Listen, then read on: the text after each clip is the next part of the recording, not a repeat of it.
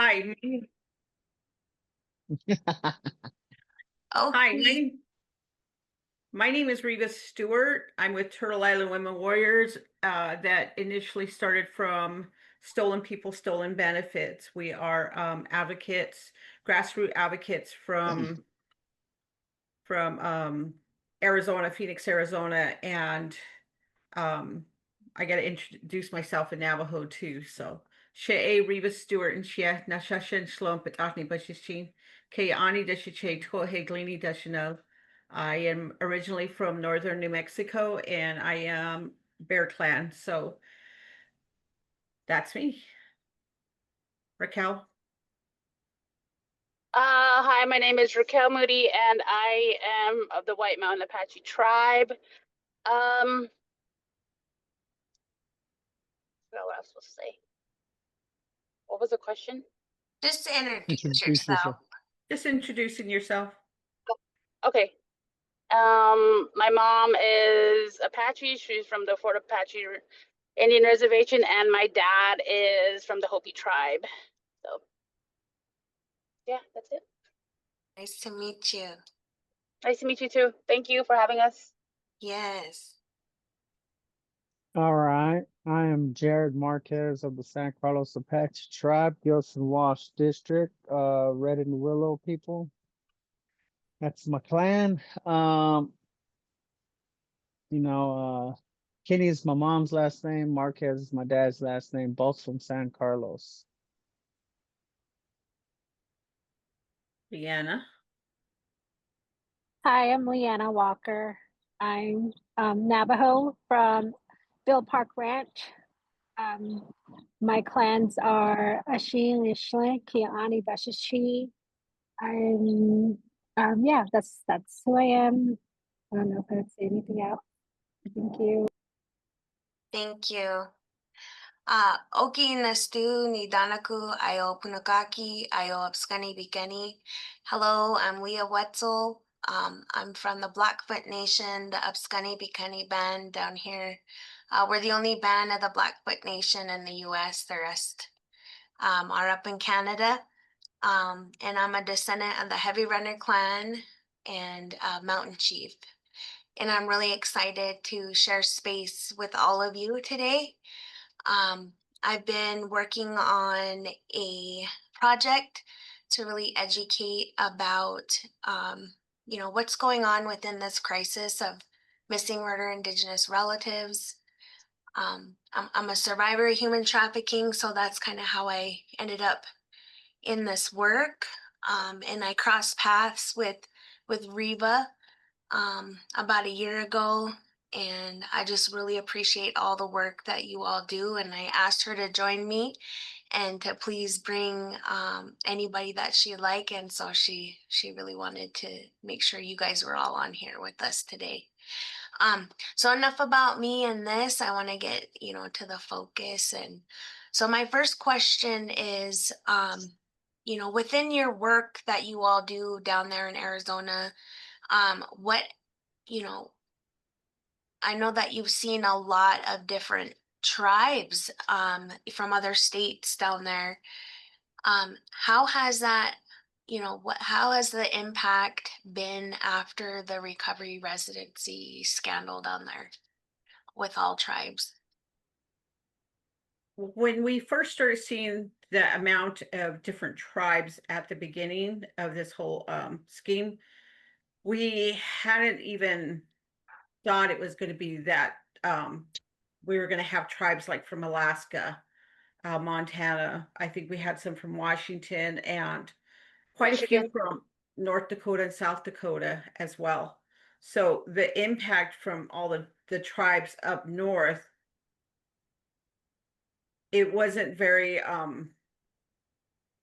the transparency wasn't there until afterwards, until we start, until we posted, and then we just started. It just like there was a huge amount of our people from up there.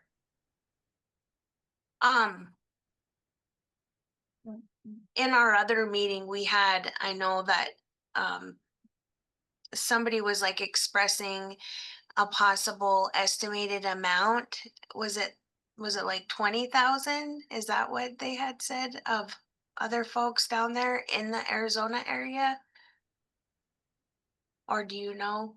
I know that it's, they said, because there's 7,000 Medicaid members that were affected. That's just 7,000.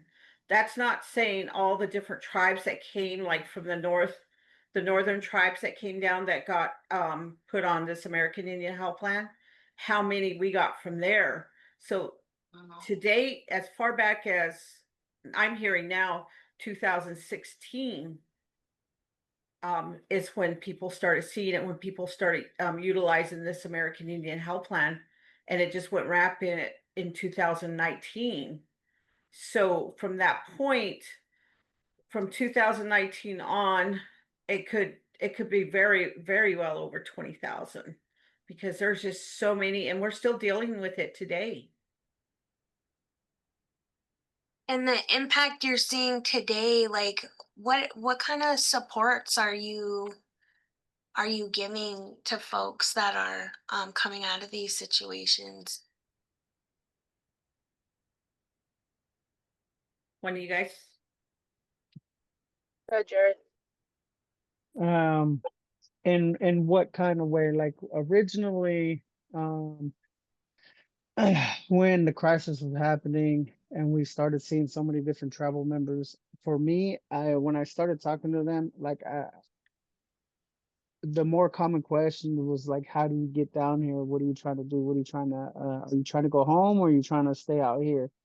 And a majority of them realized the impact of what was really going on. So they decided to go home because I'm grateful that a lot of them recognized that there was something that I would say shady, but something that gave them enough fear that they have seen that it was best to just go home.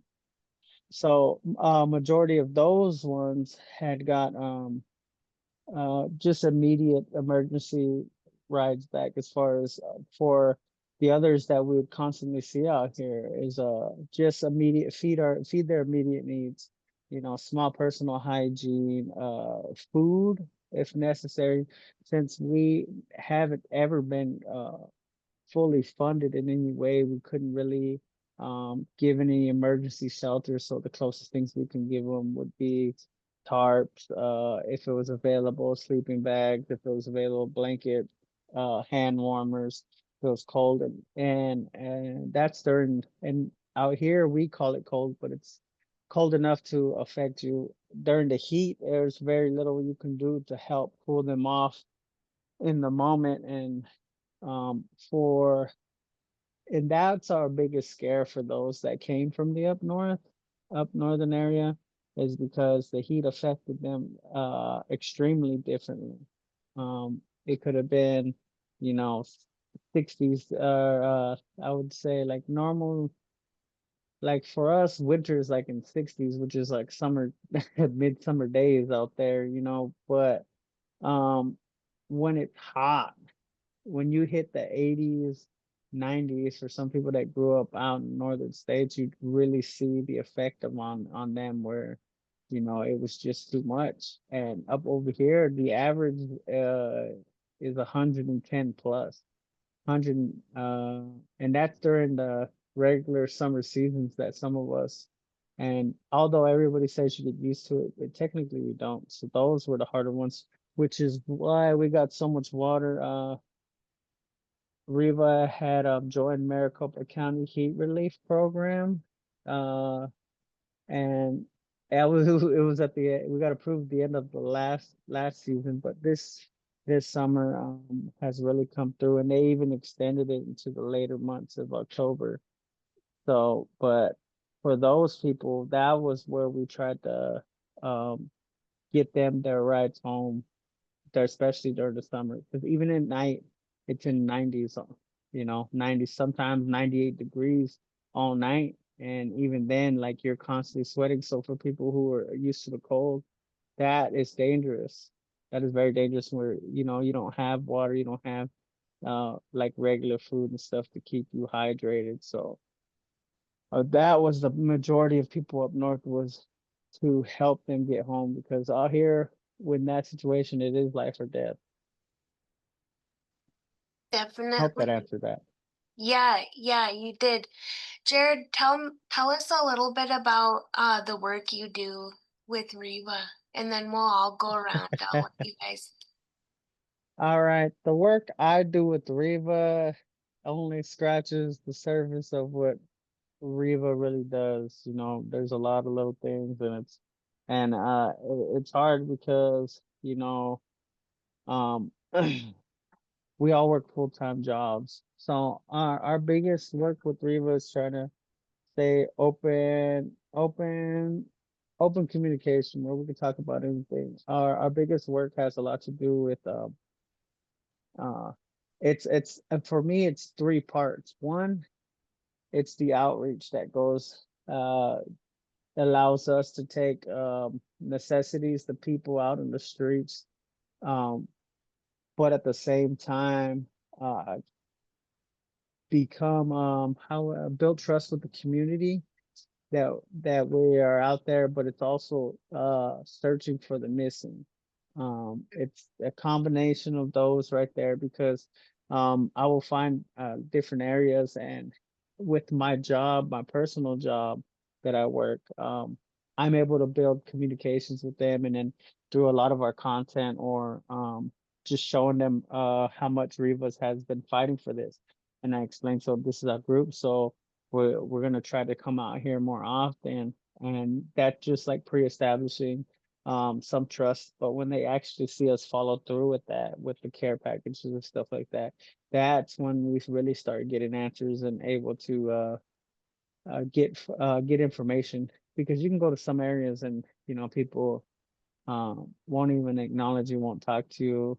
It's either yes or no, or no, I'm good, and it takes a lot to build out that. The other part is being on call with the Reva 24/7, and any availability if somebody's in danger. And that's where a lot of it had happened in the first 2 years, was always being prepared for a call that something needed to be done. Somebody needs to go get this person. Um, I was called in the middle of the night one time. Nobody else was available, and I went out to go look for somebody that was just thrown out on a Fry's parking lot. And I wasn't able to find him, and that was the hardest part.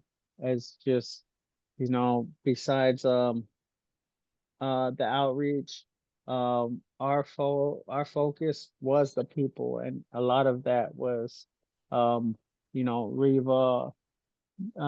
in her situation.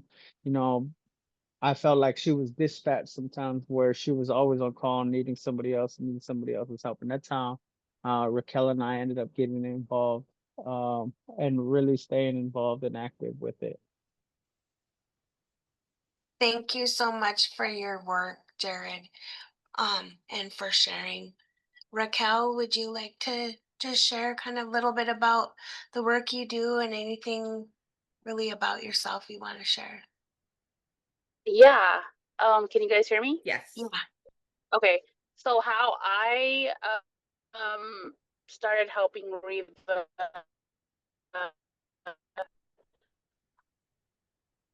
uh, We I was lost actually a you. victim You're help kind of going in because and out.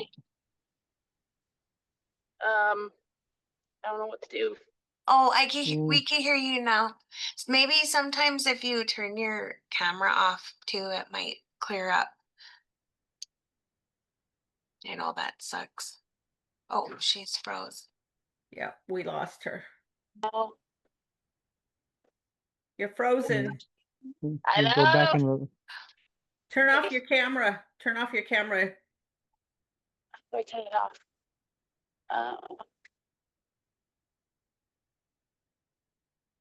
I don't know how to turn it off. yeah. It's right next to the mute button. Oh, Yeah. there. Okay. Okay. All right. So yeah, I came out here for help, and we ended up my brother and I ended up in one of the fraud homes. Back in 2022, we went into our first home. I left. Wait, he left on the 9th of December 2022. I left like a little after him. For 6 months, I was looking for him, and my family reached out to me asking me if I could find him so he could be a pallbearer. Some time went on, and later on, we found out that he passed away. We found out in May that he passed away December 11th, 2022. So for 6 months, we were looking for him. We found out he was buried out in Litchfield, as his case number on PVC pipe was his grave marker. In July 2023, we got his ashes, and we had a proper burial for him. Riva was the only person that I seen talking about these white vans that were picking up our native relatives. And during the time I was looking for my brother, like I seen a lot of her work on Facebook, so I started messaging her and sending her all the information I had from being in these homes. And it was right after we found out that my brother passed was when I met her, and she really was there for me to get my brother's story out there. She helped me. We started giving out water at first to our unsheltered relatives, just trying to find people that were being reported missing. And we started making lunch and just trying to get our story out there. And she's been there for me since then. When nobody else was, I've tried to reach out to the MMIW, the task force, the lady that is the board member. She took my brother's story. It really didn't go anywhere. Still, she hasn't said anything about the investigation that's going on. And since I've met Reba and finding out about my brother's passing, I believe it's what keeping me on the red road, keeping me sober. We spend majority of our time at her shop, just planning for our outreach nights, and just trying to get as much info as we can on Facebook, social media, and just anybody who wants to listen. So yeah. Well, thank you for your work, Raquel, and I just want you to know what you guys are doing is hugely impacting the nation. You guys caught, I'm all the way up here in Montana, and I know about you guys and your work. And so thank you for what you do. And I'm sorry to hear about your brother, but I'm sure, this road that you're on, he's super proud of you. I'm proud Thank you. of you. Thank you. Earlier when I was logging on, I heard Reba talk about saving grace. I was in that home, and it was a lady's house that I was in, and all of the clients there were from Montana.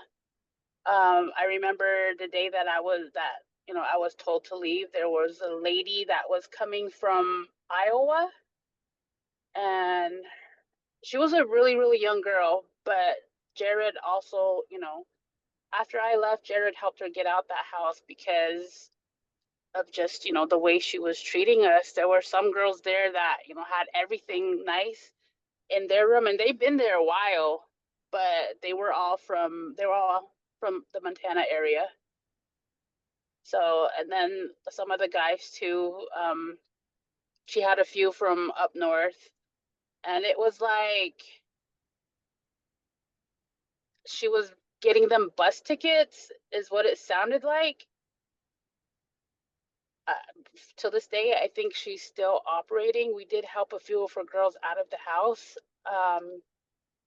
And yeah, it wasn't a good place at all. So Would you mind sharing a little bit about, how it was living in that place? So for me, her name is Christina. I can't say her last name, but when I got there, she kind of played it, like she was gonna help us and get back on our feet. Um, I think it was maybe 2 days into staying there, one of the house managers was she had her favorites too. So me being, new, I kind of was told not that I couldn't go nowhere, that I couldn't join the ladies. And I noticed some of them, getting their nails and their eyelashes done. So I was like, oh, so how many days do I have to stay here to, join them? And she told me about 30, and I was like, okay, I can do that. But there was no, proper intake. Um, it was just they showed me my room, and I was there with another girl. I think she was from Nebraska, and she was there about a week before I got there.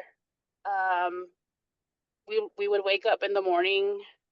A van would come and take us. So I think the house was on 51st and Northern. The outpatient clinic was, I want to say, on 24th and Thunderbird. And it was, you know, I think it started from 9 o'clock and then it ended like at 12. So when we went back to the homes, we just stayed there. Like I said, some of the girls got to go places, the new ones didn't. And I noticed that the girls would give her their food stamp cards. Um, yeah, her husband was there all the time. And I think that right there,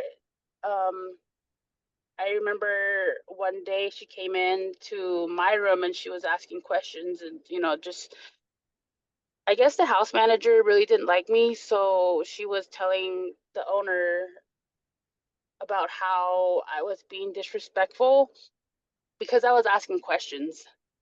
She got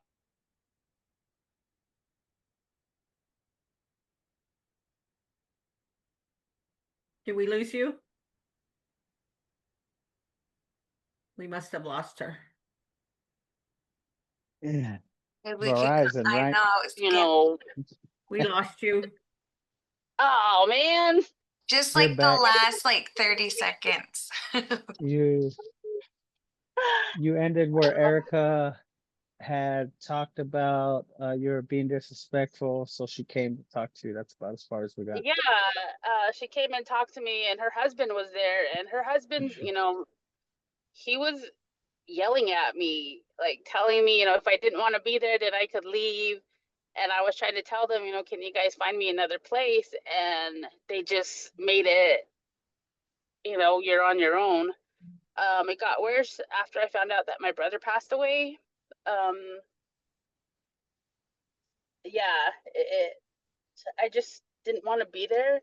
And so, I had nobody to help me. I called Jared and Jared got me out of there. So when I left, I ended up leaving Saving Grace. And, they told me that I had 7 days to pick up the belongings that I left there. Jared went back on the fourth day to get the belongings for me because the ladies there were so mean. They were so mean. But Jared went and they picked it up. When he came back with my belongings, they put everything in a trash bag. They dumped mouthwash on my daughter's pictures. They broke the only gift that I had from my grandma who passed away, and that was a Kachina doll. They took all my clothes, and the owner was like, "Well, that's what you get for leaving." And to tell you the truth, like I've been in so many homes, but Saving Grace was the house that really hurt me because just of how the owner was, how Christina was. I know that, one of her clients had a baby and she adopted that baby. It was like she was buying these ladies, you know, things to keep them there. It was okay for the clients to, you know, do whatever, and that for pretty much paying them for being in her house.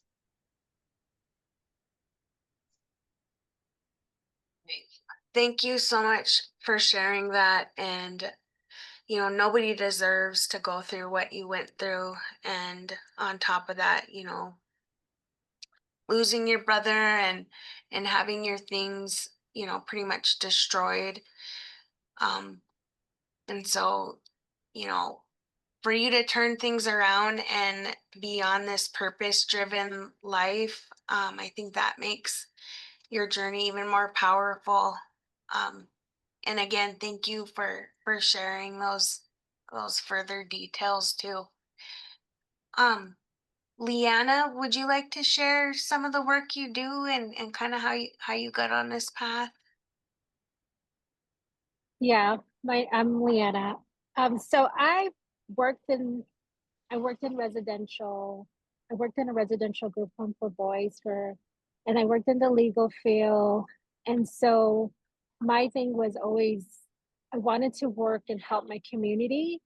And the only way that at that time was to move back to the res. And during that time, my brother went to rehab, and I found a rehab online on Facebook called Blue Sage Healing Center. And he got into the rehab. He was there for about a year, and he would invite me to go to talkie circles. And he was like, "Hey, you should work here. You know, they're hiring for a case manager."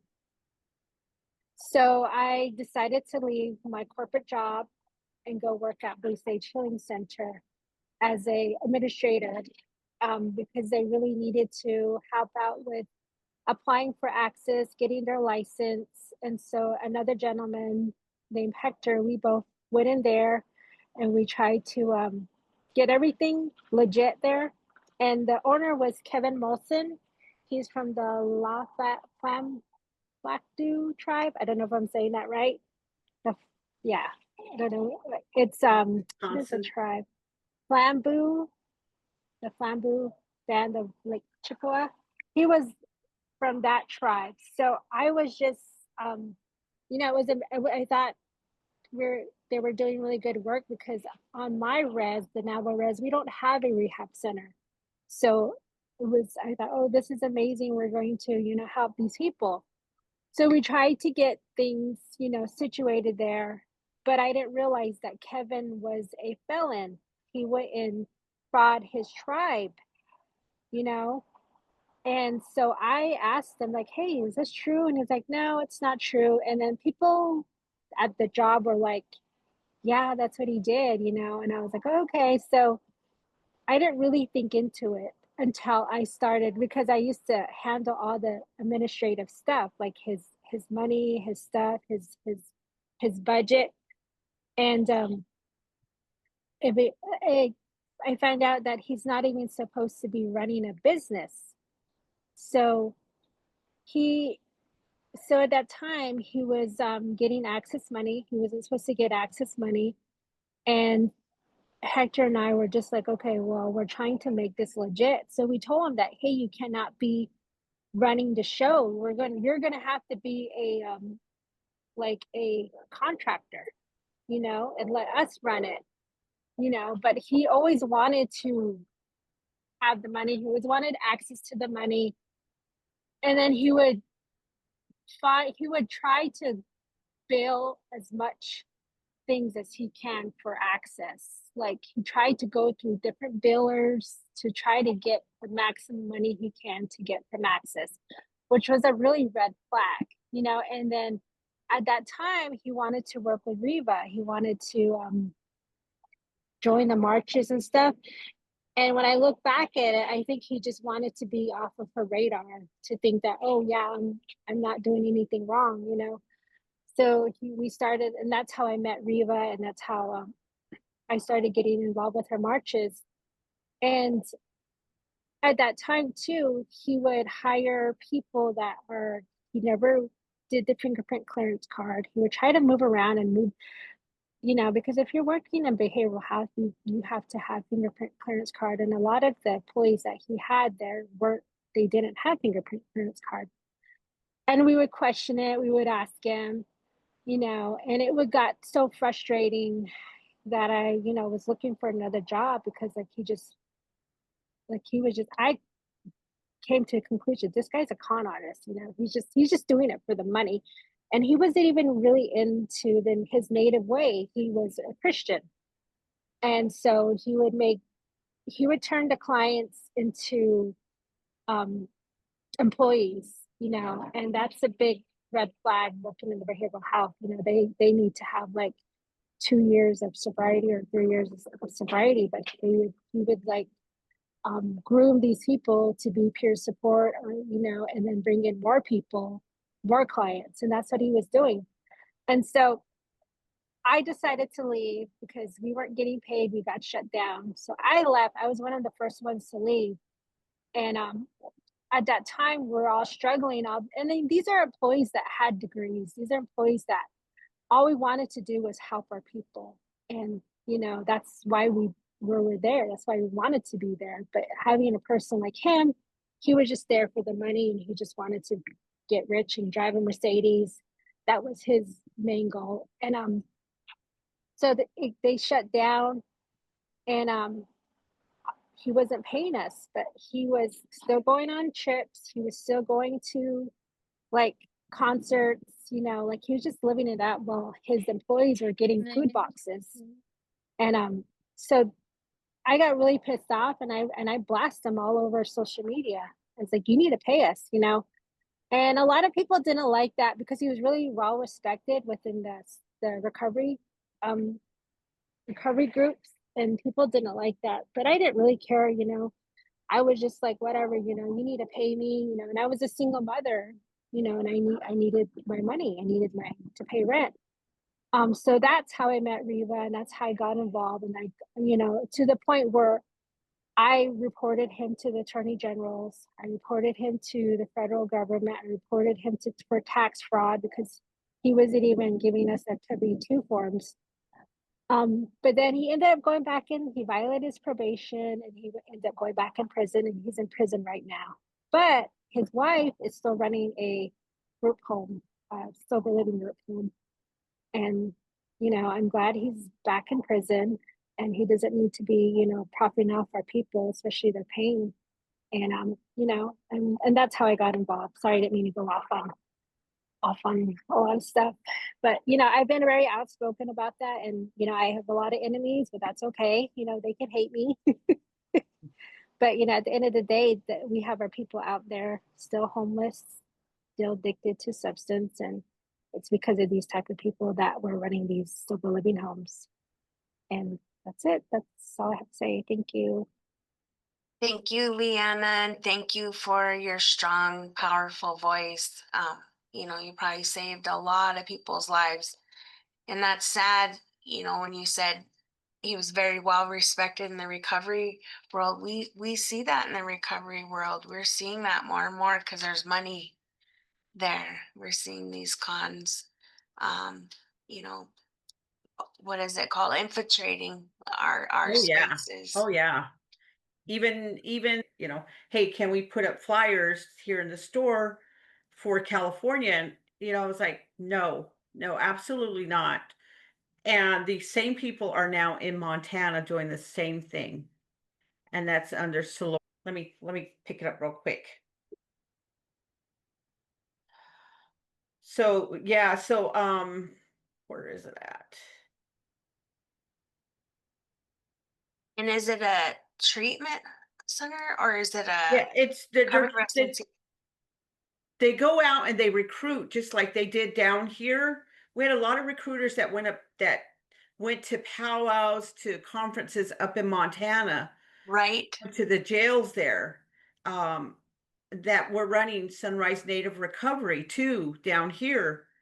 And they brought a lot of our people home. And how we really got attached to Montana was with Laura McGee, her brother had went missing, and she had reached out to Sunrise Native Recovery, and they said, well, if we find him, we'll get him a plane ticket home.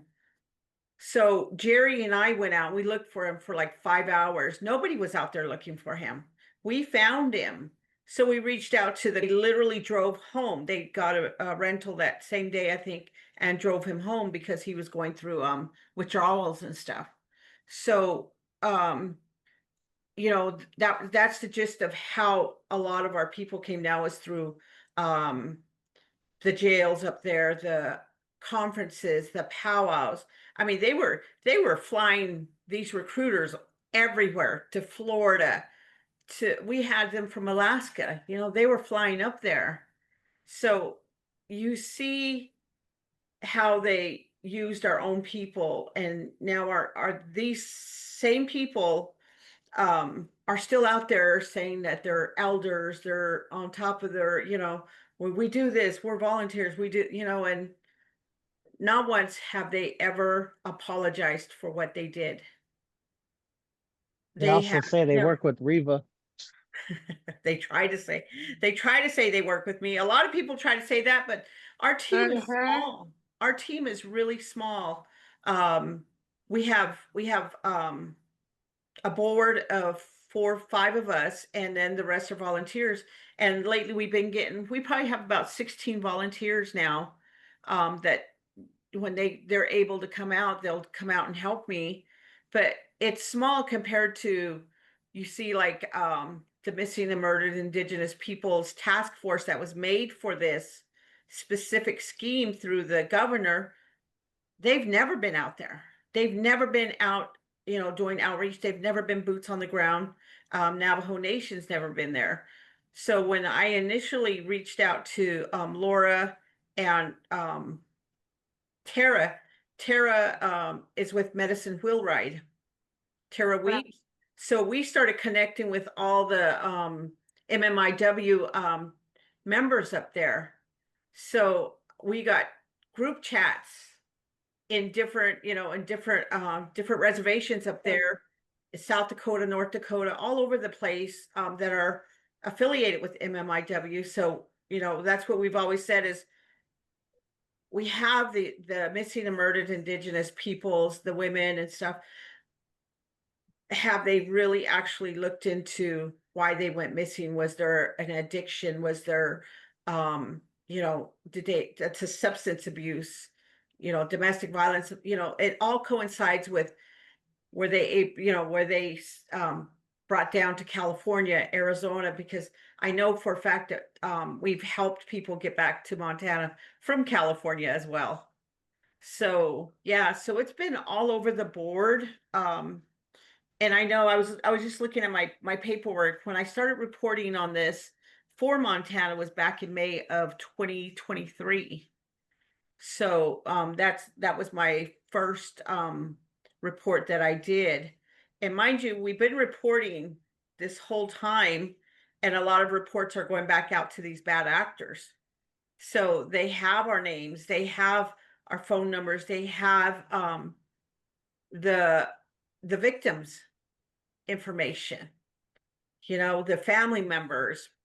And that's a lot of people from Montana that are going to be affected if the government, if Access that was in charge of taking our reports and stuff, if they're able to give out one report that we found out that was given out, and I have like all this from 2023 for Montana, how many of them have been affected by this?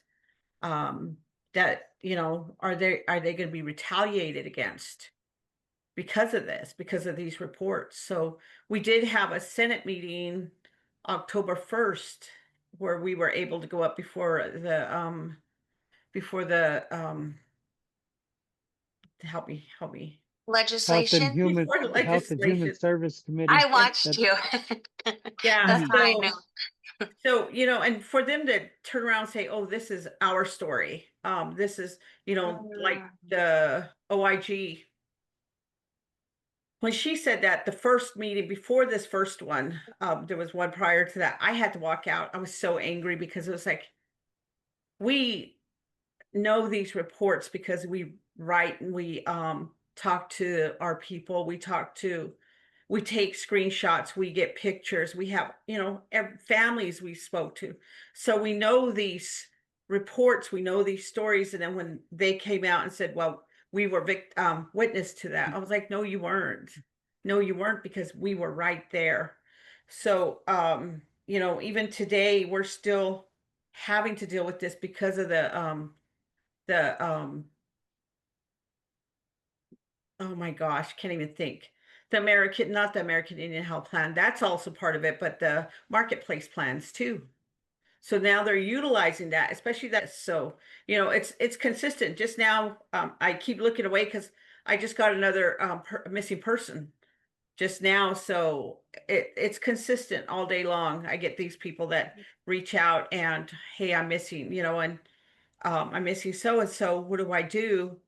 And we always tell them, do the missing persons report, get on the NamUs system. That has really, really helped, is getting them on the NamUs system, and then asking them if they've been gone longer than 6 months, do a DNA testing, because there's free DNA testing now through, I think there's one up there from, what's her name? Haley, is that Haley? Yeah. Mhm. And then there's Mark Cooley And Texas, right? in Texas, yeah. And he's here in the valley now. Always back. No, he just, his dad's having a conference down here, so um he's been really, really, really good at finding a lot of people. I think he said he was up at 23 now that have been identified.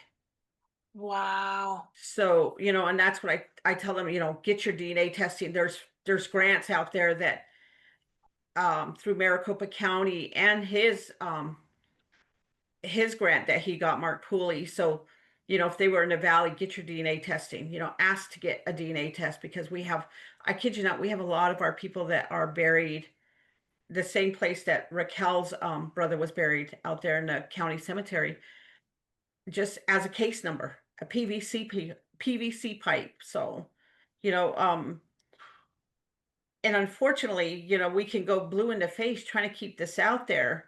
And again, Montana was the only state that really jumped on this at the beginning to help us, because they were the ones that put this out there, kept, hey, we're missing some people, we're going through this, and called out Sunrise Native Recovery. We have Laura McGee, who won't stop. She will call them out. Cheryl Horn's another one. She's not, yeah, they're people who are so involved with, the MMIW, that it's so great to see, and to have them when we need, help up there in Montana, like all the advocates. We got Pat, we call her Grandma Pat. What's her, Ironcloud? I think that's her last name, up north. She's on the tribe north of Blackfoot, yeah, Browning, that area. So the different tribes, I have somebody who I'm able to reach out to. As far as Maryland, Wow. yeah, Maryland, and then a lot from Oklahoma now. So I've got advocates all over that help, even in California. Hey, I've got somebody missing. So it's consistently nonstop. It's exhausting. We do the outreach on Wednesdays. Now, we were doing it twice a week, so it gets pretty exhausting when you have to do that, and then file your reports. And again, like I said, I just got a message that somebody was missing. How do we help them and stuff? And so something like this, I'll send out to the group chat and stuff, hey, we got another person missing. And and then, because like Jared works out there with the city, so he's able to see a lot of the people out there, and Right. yeah, and sometimes you get to know them personally. And unfortunately, we were able to get one. What was her name? Raquel. We got her home. She's been gone a year now. She was Mexico mother. Oh, Paula. Yeah, Paula. She reached out to us. It was she was a hard one. She was. She was addicted to fentanyl, and she wanted to get better. We saw that, and she was getting abused in this home, this Saving Grace home, and we picked her up from a OIP place. We I picked her see. up, IOP, small IOP, and the guy came out and he literally had manhandled her and pushed her. So we just gave him a few words and stuff, and we were able to get, she had so much information. I mean, she took cameras from wherever she was at. I mean, she had information that she wrote down for us, and we were able to get her home. Unfortunately, she did pass a year late, about 9 months after she got home, from a fentanyl overdose. But just knowing that, her mom and I keep in touch all the time, and she keeps telling me, it's been a year, but she's not suffering anymore. But She also told us that the owner allowed. I want you to come work for me. And that was Sunrise Native Recovery. But this place I was at, like everybody had contacts for everywhere. And for some reason, everybody who was in New Freedom, I couldn't figure it out. But every Native dude that was about to graduate or was leaving early was introduced to Saving Grace. So somebody in the facility was short stopping them and letting them know, like, hey, this place is for Native Americans. You should go there. Because pretty much from when I was in there, everybody besides my cousin, well, I had a cousin that did go there with them, but um they pretty much went straight into Saving Grace. And even now we still have issues with one of them. He's always been a problem, and I've known him for prison. But that, like, this place specifically helped all the guys get into there specifically.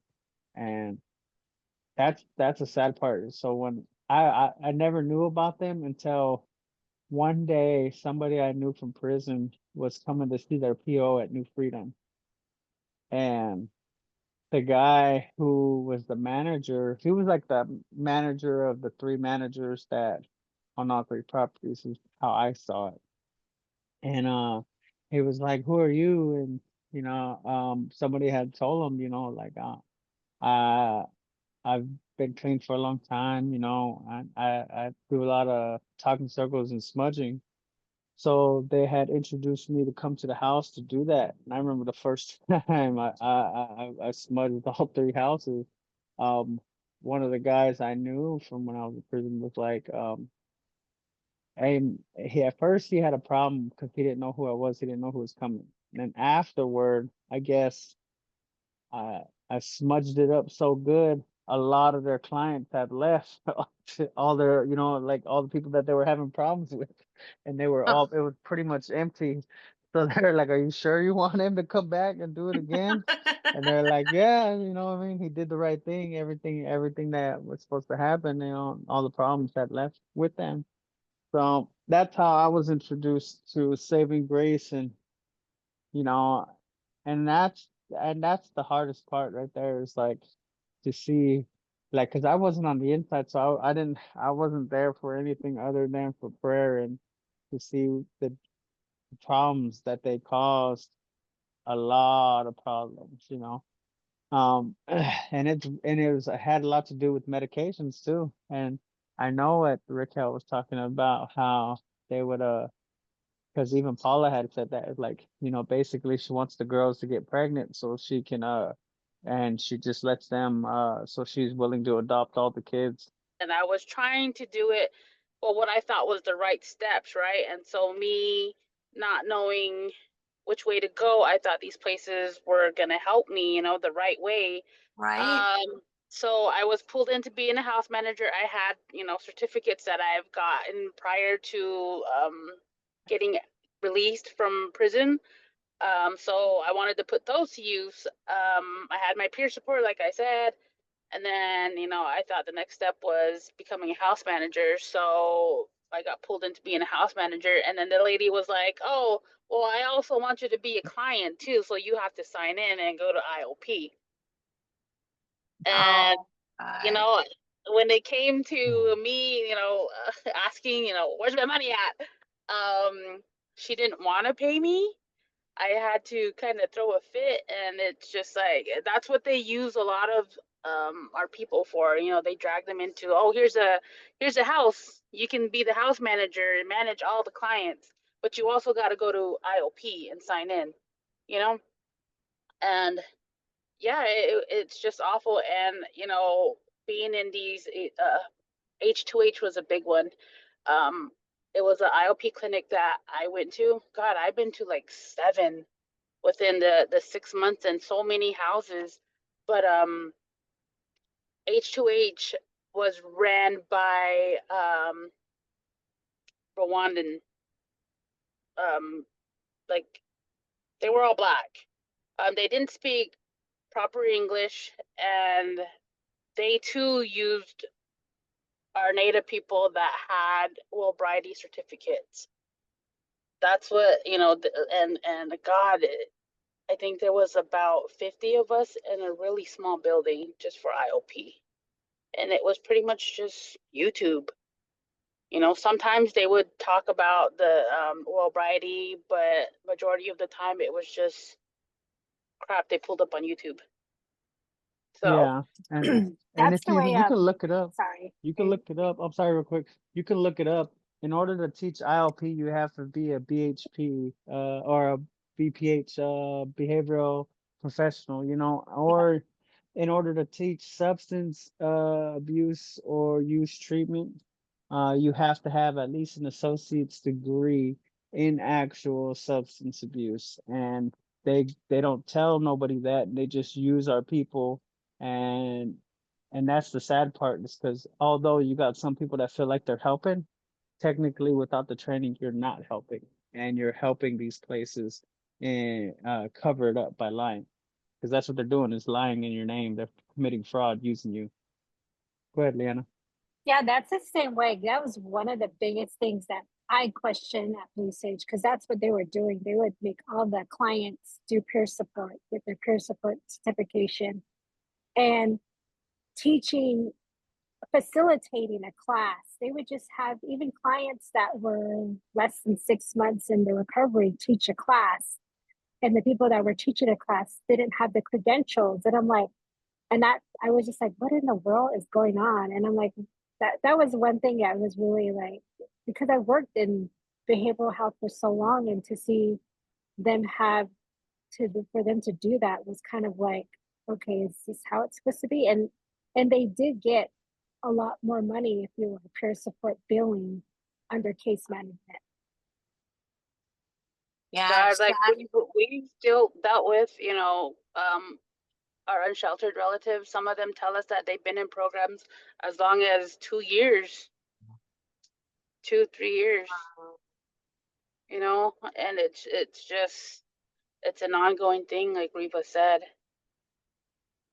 As someone that has come out of the prison system myself, I can say, just hearing what you went through, Raquel, no, like wanting to change our lives and trusting in these programs that should really be a safe, well, like that place is called Safe Haven. It really should be like a safe haven for us to go into. And like we trust in these people to lead us in the right direction. And so that's sad. They're exploiting our people right out of the prison, and to be using Wellbriety on top of that. Yeah. Yeah. And just like a week or two ago, he was at a lady's who does a great work for kids, youth. He was over there teaching them how to make Apache dolls. It's all Wow. over the place, man. Just throwing that bad medicine everywhere. I was just gonna say that bad medicine. Um, before we'll wrap up here, but before we go, first of all, I want to thank all of you and and a very special thank you to Reva. You know, you're impacting these leaders that I'm seeing and hearing, and thank you for all the hard work you do. If somebody wants to donate to your efforts, how do they do that, and where can they find you? We are on Turtle Island Women Warriors. TurtleIslandWW.com is our website. And there's some sites there that they can donate, but if not, they can donate through our Zelle, which is Indian Pride N as a Nancy, D as in the dog, N as a Nancy Pride _2000 at yahoo.com. That's the Zelle to Turtle Island. And our Cash App is the $ Turtle Island Women Turtle Island WW. Yeah. Yeah, Turtle Island WW. I And did send you a flyer via messenger as well too. So okay, yeah, we're also on TikTok under Turtle Island WW. We're on Facebook, Turtle Island Women Warriors. We are also being followed by Justice for Natives. They're huge behind us. They've been our, alliance behind us with the media and getting this out there. So they have our documentaries on there. And we also did National Geographic a year ago. I think it was a year and a half ago. Yeah. Under Trafficked, the okay. great rehab scam. Right, I seen you. Yeah, I we seen did. you on there. Right. So we did that. And that was because of this whole scheme. So in order for us to keep it out there, we have to use social media to keep this out there, because a lot of people don't know. And so far, with the tribes, unfortunately, are turning a blind eye to it. I can say our Navajo tribe, right, Liana, has opened up a facility, but they're very picky about how many people they want in their facility here in the valley. And it was opened here in the valley under Axiom Recovery. Axiom Recovery is a good facility here, so is Scottsdale Recovery. So but Navajo Nation is very quick to say, oh, look what we did. Look what we did. They did that with Operation Rainbow Bridge. We're here to help the people. They only helped 10 people out of our tribe. How many months? I think it was like 4 or 5 months. They got $5 Yeah, and million to get 10 people home. yeah. Oh And then my- it up to 63 million right after that to do nothing. Yeah. So, What and we found out was that they were taking names and birth dates to Get yeah, funding. and not even helping the people that were calling for help. Oh, we're seeing that up here. I'm seeing that. I've reviewed grants. I've sit on committees and reviewed grants where people are dropping family members' names, and I'm calling those family members and I'm like, are you partnered with these guys? Like, is this legit? And they have no idea about it. that might be that Solara. There's Yeah. there's quite a few up there that I know that we're using. Like one, I think did I speak to you, or who was I speaking to? Might have been Cheryl. There was a young girl who brought her husband up there and said they wanted her to open up a business there out in Browning. You remember Right? that? Yep. Yep. So yeah, so I hear it all all over the place. Unfortunately, I initially thought, okay, Arizona, I'm helping Arizona. I didn't realize how huge this was at all. I mean, Right. it's still flabbergasted me, because it's just like it keeps getting bigger and bigger. And like they're targeting Montana. They said that Florida, Texas, and Colorado are supposed to have strict policies about this sober living. I know Arizona won't follow Florida's setup, and they should, because it really stopped them in their tracks. And if Montana could do the same thing, look at what Florida has done to stop this, Texas Right. too. So, when you get that strength in our tribes, I think it would, Our numbers. yeah. And unfortunately, Navajo won't work with the 21 tribes here in the valley.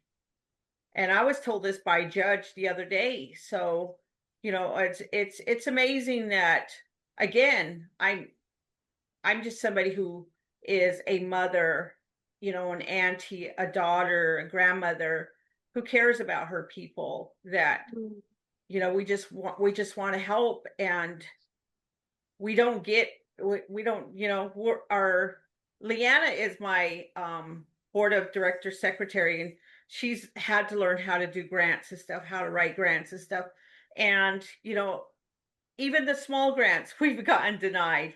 We have a grant writer who's gotten millions of dollars, is wondering, what are we doing wrong? Is it because we're native? We're all native in our 501c3, that pushing us away from these grants that we're applying for.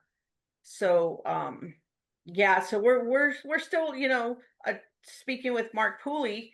He's like, don't give up yet. Don't give up on your 501c3. Don't give up. He's like, Don't give up. it'll keep going. He said it's always the second year is always the hardest. So again, we're going to keep going. There's some days that I will need to take a break at one time or another, and take my trip up to Montana. Yes, we need you Uh, up here. We're all gonna go eventually.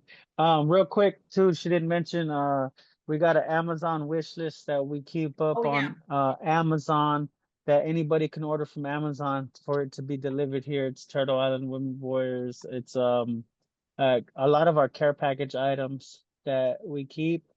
We're also doing a donation drive here in Arizona. So I don't know how far your reach is, but if people out there that know what's going on out here in Arizona and they have family that are out here, we're doing winter stuff. Uh, Socks, underwear, gloves, hand warmers, beanies. In fact, And I got a box from Salem, Oregon, from the Four Direction Brotherhood. Oh, They, wow. yeah, they did a donation drive there, and they're going to be sending another box. So they sent hand warmers, mind you, that was gone the first day we got it. Oh, I yeah, bet. Yeah, yeah. Bet. but yeah, so, And for everybody to need to know the address here who are from other states, if they want to send things out here to help, it is 3449 North 16th Street, Phoenix, Arizona 85016. Just the name Native Shop. Anything helps. Anything helps. We're Yeah. always taking donations, and it's for our people, and it helps, So if you guys can help in any way, please. Yes, definitely. If anybody can help in any way, and then I'll also get that information from you guys so I could put it underneath the video as well and share out. And I'm here to help in any way I can as well. Yeah. I'm looking forward to having you at our state task force. Well, because of Cheryl, it's going to be an advisory council now, because task force, you hear task force, it's like get out there. And exactly. so each of us, bring grassroots efforts, but anyways, we're excited to have you there and educate in that space as well. And again, thank you guys so much for your time and for sharing your knowledge and for all the work that each of you are doing. Thank you. Thank you for having us. For everybody who wants to stay updated on this information, they should follow Justice for Natives. It's spelled exactly out like that, Justice for Natives. You can find them on their own www.justicefornatives.com, as well as YouTube, TikTok, Instagram, Facebook. They have all the up-to-date information on all this stuff as well. Justin Loom from Fox 10 also does good stories about, the fraud that's going on. So, and you can find his stuff on YouTube. Awesome. Thank you guys again. And thank you to all of those of you that are watching this. Please get out there and do what you can and give back. Thank you. Yeah. Thank you so much.